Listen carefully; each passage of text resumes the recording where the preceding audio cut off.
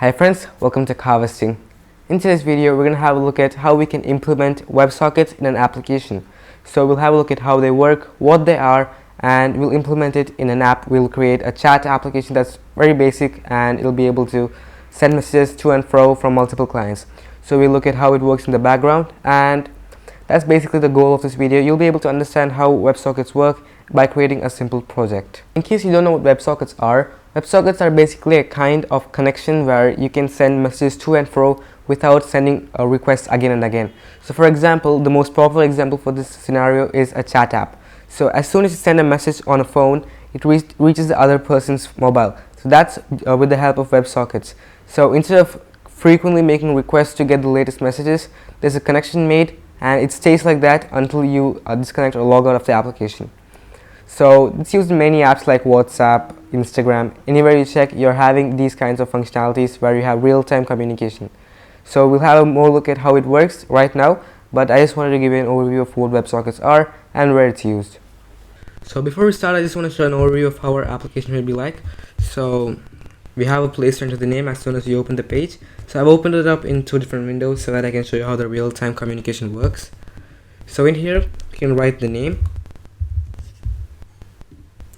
And here we can write the name of the second person. So it just shows up this page where we can send the message, and here the message will be shown. So if I send here hello, then as you can see it shows the username and the message that we sent, and here also you can do, and it shows the name of the person and it does this. So let us start by having a look at a high-level overview of what WebSockets are and how we are going to use it in our app. So WebSockets are basically types of connections which are different from the normal API requests that we make. So in a normal request, what we do is we send a request and we get back a response and the connection is terminated. But in a WebSocket connection, when you send a request, it's not terminated and it stays like that. So the user, the client, and the server can send back data without making frequent requests. Now this can be used in a lot of applications, and here are some of its use cases, like chat applications, which is kind of what we're building today. We can use them in video or voice call applications, multiplayer games. They're used in many places. So these are just a few examples. They have a wide use case, and yeah, so that's basically what WebSockets are. So let's have a look at how we're implementing this in our app. So if I scroll down, you can see I made a small diagram here. So this is how in our app we are going to implement WebSockets. So for example, if this is you and you're going to send a message to all the users, so what actually happens behind the scenes is different from what you see. So in here we're emitting an event called send message, and what the server will be doing is it's waiting to get these events. So it's listening for these events, and as soon as we emit this event, the server will listen and it will get the message. And then what it does is it broadcasts the message to all the other users who are currently online. So it emits an event called receive message, and the other clients receive the message by accepting the event. So it may sound a bit confusing, but you'll understand it when we are applying this in our app. So let us switch over to VS Code and start programming this app. So in here I have created two folders, one called server and one called client. And in the client folder, it's basically an empty React app that I have initialized using Vite. And in the server folder, I have just created a few files. So I'm using TypeScript. You can obviously use JavaScript, it's the same thing.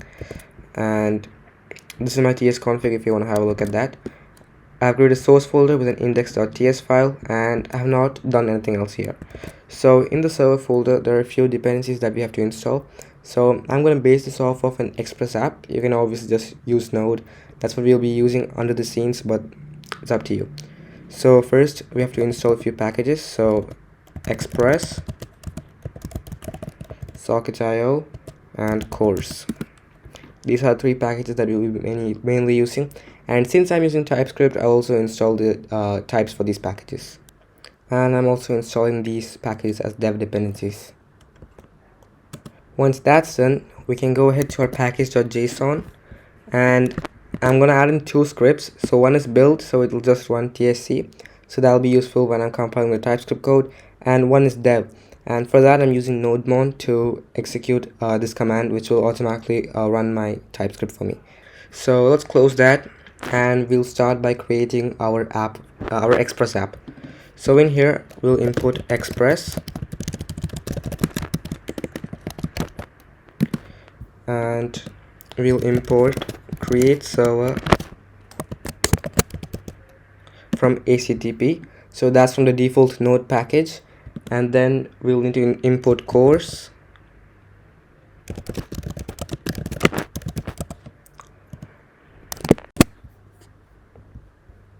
and we'll need to import server from socket.io. So now we'll create a basic Express app, and we'll use the HTTP package which comes in with Node to run the app. So const app equals Express, and we can do const server is equal to create server, and then we can just pass in the app. We can also run this on a port, so let const port equals 3001, and then you can just do server dot listen, and we can pass in the port, and we can log that the server is running.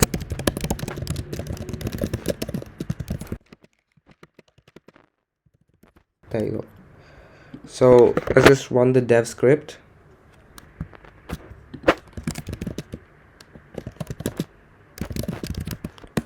And it should show that the server is running. And now you can see that the server is running on port 3001. So let's go here, and right now we have not added anything related to socket.io to our app. So that's what we'll be doing next. So for that, what we should do is const io equals new server. So we're using this class from which we import from socket.io, and we'll need to pass in our HTTP server.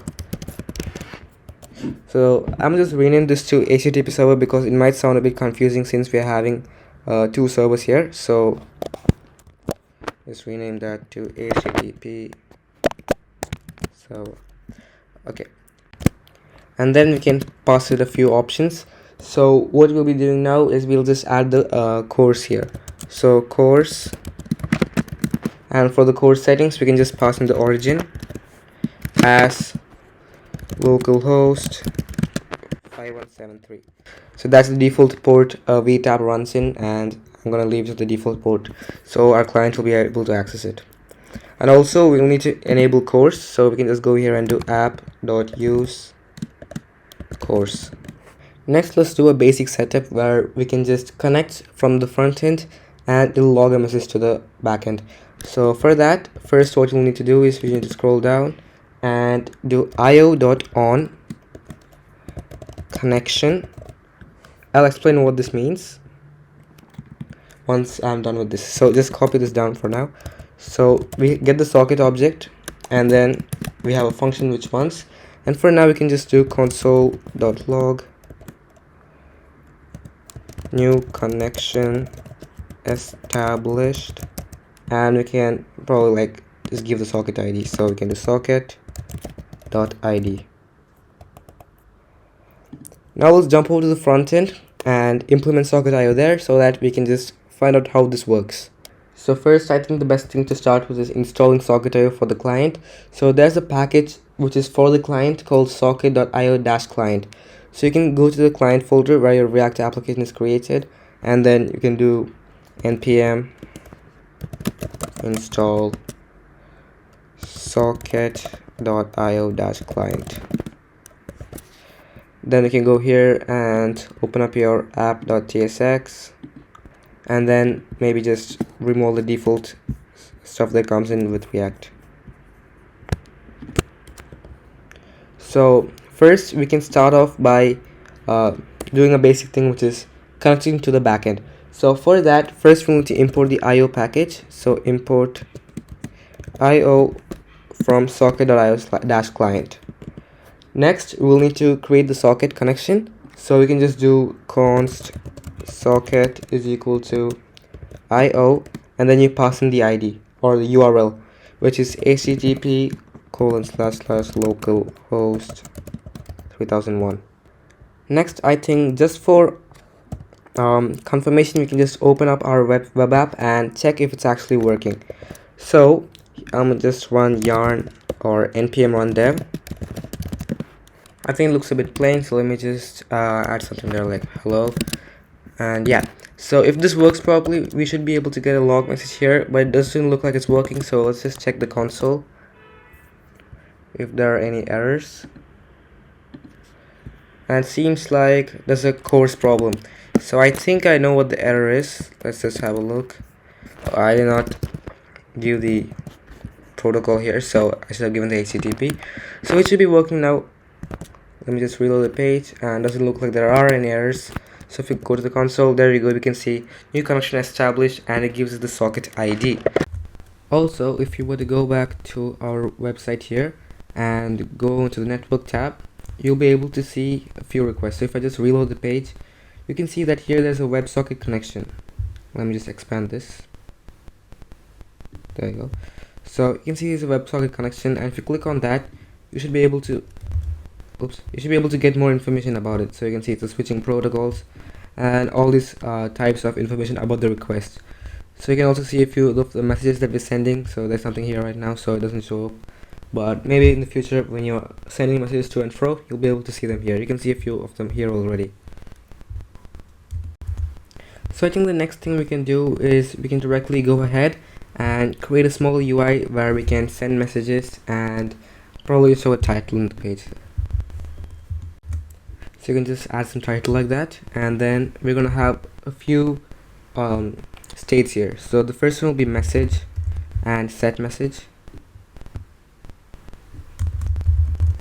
and we can have a small div here, for example. So a div, and in here we can have an input and a button. So here we can have the value as message and the on change as, we're gonna set the message to e.target.value.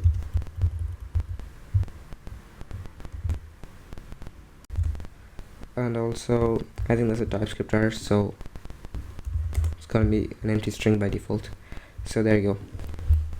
Next, let's also have a button, and on click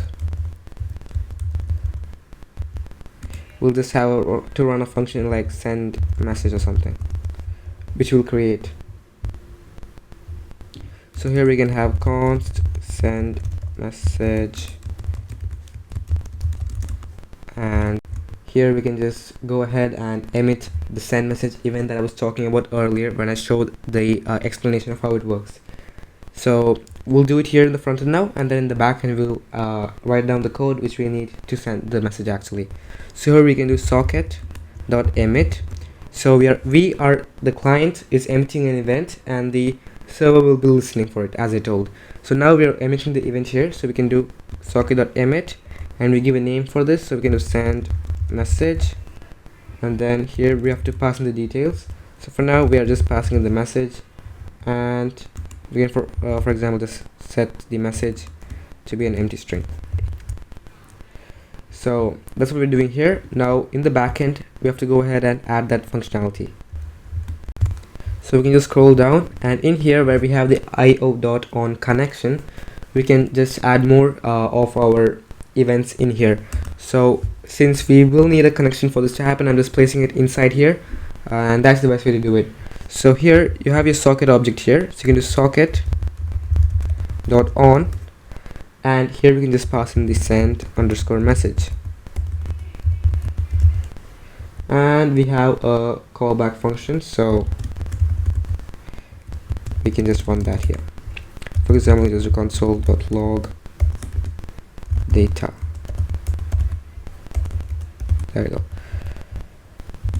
So basically we use the on function when we are listening for the events, and we use the emit function when we are sending the event. So now what should happen is when we send that message, we should be getting it here, and we should be able to get this message in the console in our backend.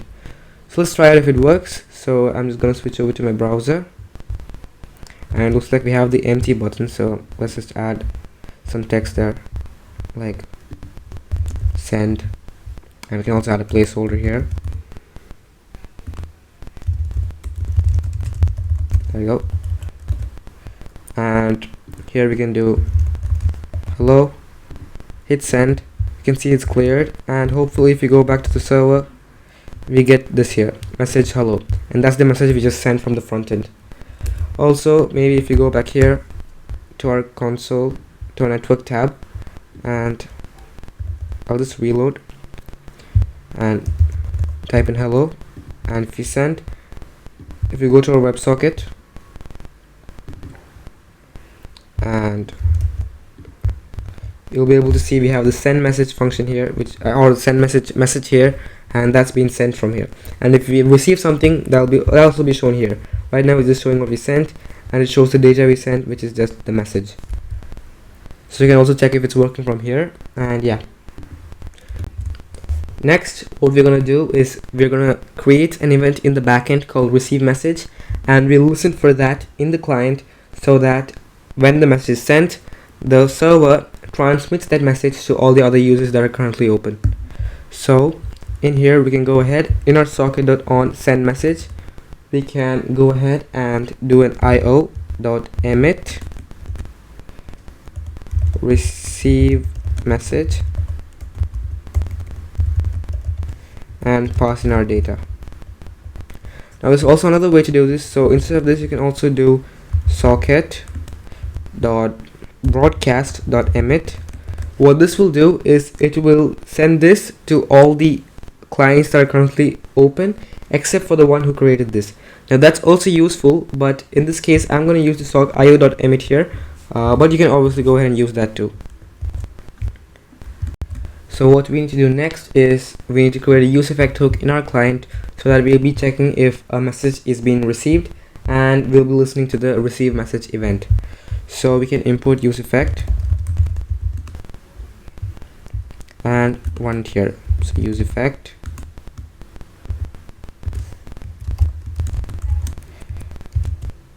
and for our dependency array we can leave it as empty.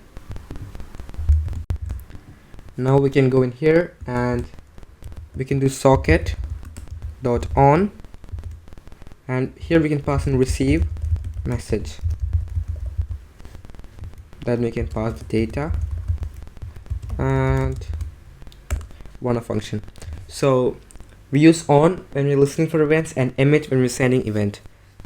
Just remember that, and it will make your life easier. So here we can just create a state called messages and display it down there. So I think we should do that first. So we can do const messages set messages, and we can set that to use state.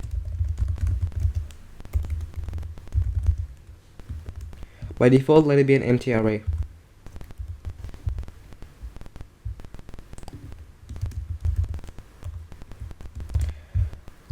We'll give a type later, but for now I'm just leaving it as any. And here we can map through our messages, so we can do messages.map, and for each message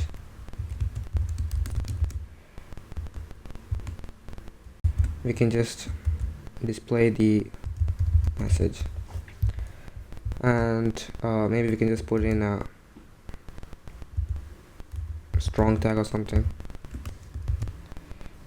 So let me just keep this in, and as you know, React will need a key, so we can just get the index of the message and pass it as the key.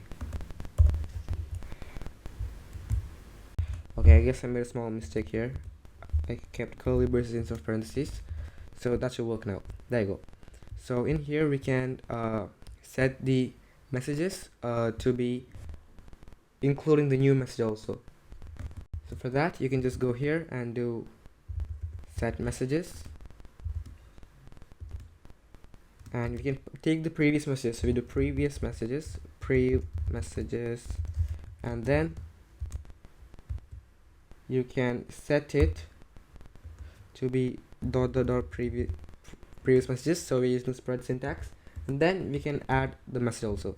So we can do message or in this case it's called data, so we'll do data. So that should work, and we should also run a cleanup function here inside a use effect, so we can just return and socket dot off receive message. So this will just stop any unwanted things from happening. So this should work properly. So if you go back to our browser, I'll just reload, and if I send a message here, hello, it seems like we're having an error. So if you look in the console, it's got to be an error with our formatting here. So I think the better thing to do is we can create a new variable here called const response equals, and then we can pass the message as data.message. Now this will come useful later on because we'll just implement like giving the user ID also of the user who created the message. So we'll add that also soon. So I think this will be useful. So we can just pass the response here. So we can come back here and we can do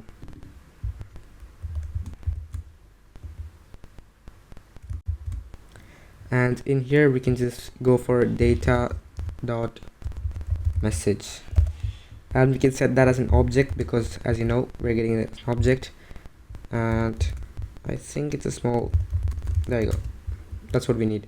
And down here we can just go ahead and display the, yeah, it might seem a bit confusing, but basically we're getting the message which is a part of this array here, and that contains a list of the messages, and inside the message there is an object called message.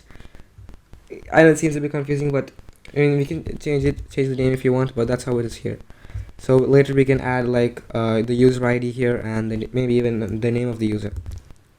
So if I reload here and send hello, you can see we're getting the message here. Whatever we type here is gonna be displayed. I know there's no formatting here, so it just comes all together, but it's working fine. And also you can just obviously go here to our network tab, to our WebSocket connection, and if you send something, you can see we're having the send message and the receive message. So we're receiving the messages that we sent, and we're also sending the message that we're sending right here. So that's working well.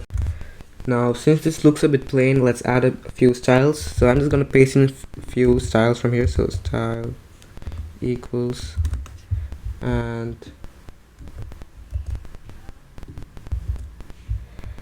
then for our main div, I'm just gonna paste some style. So maybe you can just make this a div. It's just a fragment now, so let's make that a div, and we can add some styles. Also, let's go to our index.js and remove the body styles, so it should look a bit more better now. As you can see, everything is centered and it's vertical now. That's better. Maybe we can add some styles for the input also. So let me just copy the styles for that, and let's just go down to our input and paste it there. There you go. It looks much better. So obviously you can just tweak this to how you like. I'm just gonna keep it like this. Next, let's add it so that we can display the ID of the user who is sending this message. So that'll also be useful for understanding who many people, since many people are there. Also, since we're just trying this on one browser, I want to show how this works in real time. So I'll just create another window here, and let's just minimize that. And here let's open the same website. So now we should be able to send a message, and it shows up here obviously. And if you send something here, it shows up here. So you can see this, since this is real time, it sends everything to all the clients, and this is what we were working for. So I think we can just minimize that for now, and we can head back here. So next, let's have a look at how we can add the ID of the user also. It's fairly simple. All you need to do is go back here, and in this response object, what you can do is we can do user ID, and you can set that to become socket.id. So that'll give the ID of the socket, which is basically the connection of the user. So if you do that, since we're already sending that here, we can go back here, and in our map function where we are returning this, we can make that a fragment, and also we can give or better, I think it's better to make it a div, so we can add some styles later on if we need it, and we can just give like another strong tag or something, and we can just give the message dot user id. And also up here we'll need to go ahead and add the user id as the data dot user id. So if you go back here and reload once, we should be able to send a message, and seems like it's showing both of it together, the message and the user id. So maybe we can just add some spacing over here.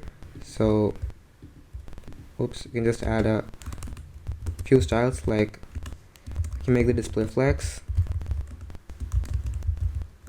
and we can add a gap of 10 pixels.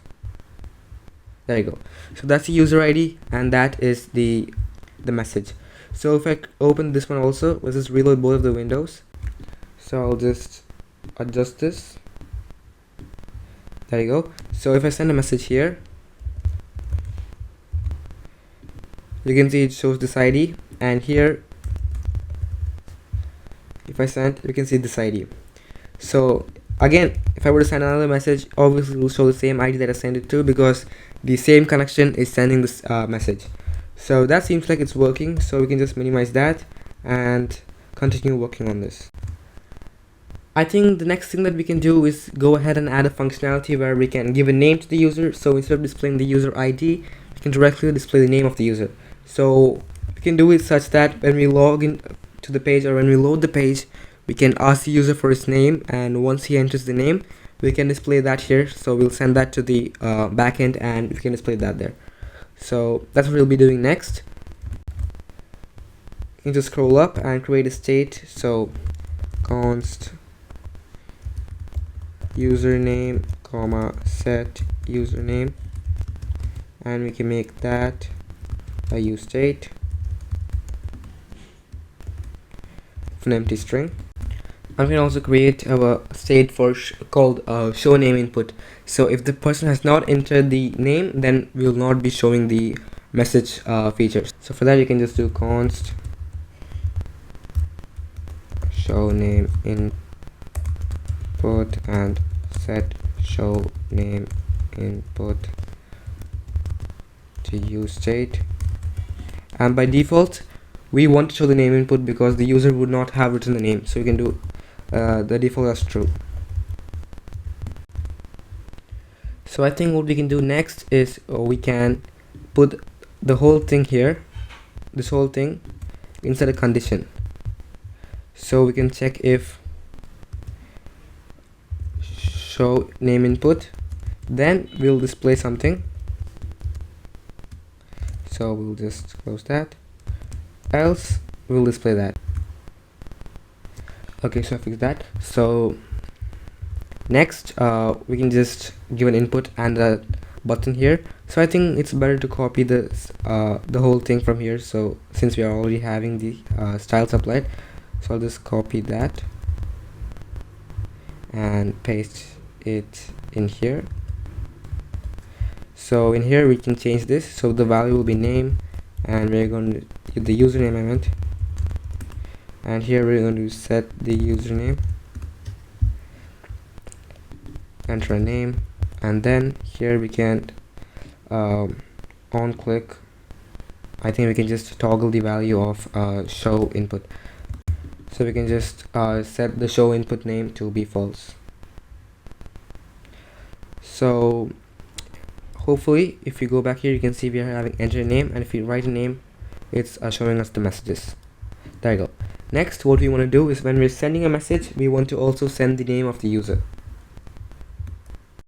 So that should also be fairly simple. So all we need to do is we need to scroll up, and in the place we are sending this, we just pass in the username also, and in the backend we can get the name. So the username will be data.username.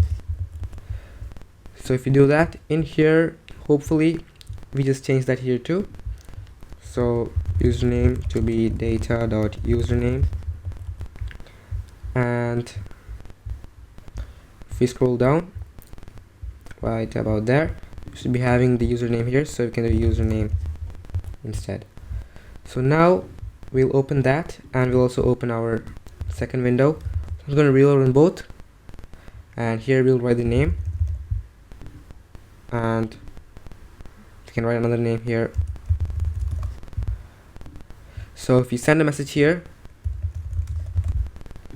it shows the name and it's working well. And obviously if you send something here, it's showing the name here, and it's also showing the message here. So that should be working just like we need it to. And also maybe we should not have this strong tag here, so we can just make it an h4 or something, or just leave it as a div. There you go, that looks much better. So the username is highlighted and this is not. Great. So well, that was the first video. I just want to show you how you can use WebSockets and implement it with the help of Socket.io in a React application. Thanks for watching, and I'll see you in the next video.